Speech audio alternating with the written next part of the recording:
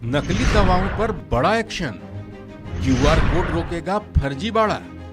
क्या है केंद्र सरकार का नया नियम? केंद्र सरकार ने नकली दवाओं पर पूरी तरह से रोक लगाने का फैसला लिया है। इस फैसले से नकली दवाओं के खेल पर रोक लग जाएगी। दरअसल असली और नकली दवाओं की पहचान करने के लिए अगले साल अगस्त से आमतौर पर बिकने वाली कई दवाओं की पैकेजिंग पर बारकोड लगाया जाएगा।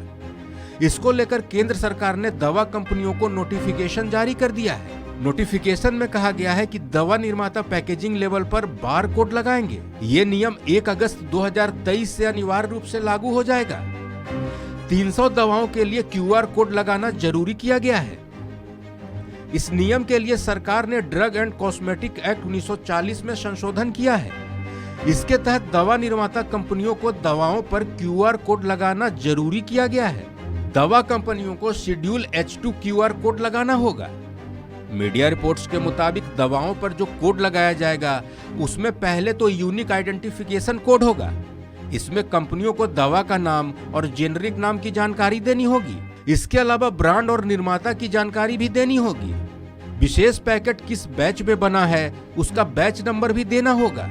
मैन्युफैक्चरिंग और एक्सपायरी डेट के अलावा लाइसेंस की जानकारी भी देनी होगी।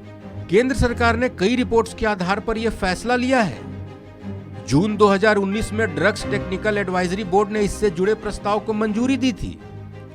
दावा किया गया था कि भारत में 20% दवाएं नकली होती हैं, जबकि 3% दवाओं के घटिया क्वालिटी के होने की बात कही गई थी। मीडिया रिपोर्ट्स के मुताबिक 2011 से सरकार क्यूआर के सिस्टम को लागू करने में जुटी थी, लेकिन दवाई बनाने वाली कंपनियां लगातार मना कर रही थी, जिसके चलते यह फैसला टलता जा रहा था। दवाई निर्माता कंपनियों का कहना था कि देश भर में एक जैसा क्यूआर कोड लागू किया जाए।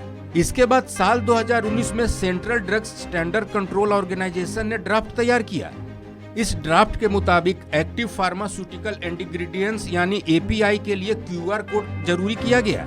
एपीआई का मतलब एक्टिव फार्मास्यूटिकल इंग्रेडिएंट्स है।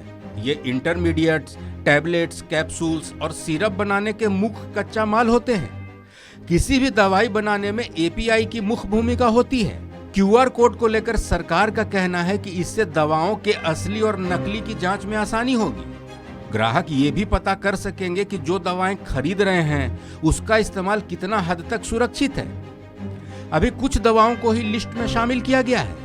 आने वाले समय में दूसरी दवाओं को भी लिस्ट में शामिल किया जाएगा, जिसके बाद उन दवाइयों में भी क्यूआर कोड लगाना जरूरी किया जाएगा। फिलहाल स्वास्थ्य मंत्रालय ने नोटिफिकेशन जारी कर दिया है। इस नोटिफिकेशन के तहत 1 अगस्त 2023 से अनिवार्य रूप से 300 दवाओं पर क्यूआर कोड लगाना जरूरी हो गया है। इस खबर में फिलहाल इतना ही। अपडेट्स के लिए देखते रहिए वन इंडिया हिंदी।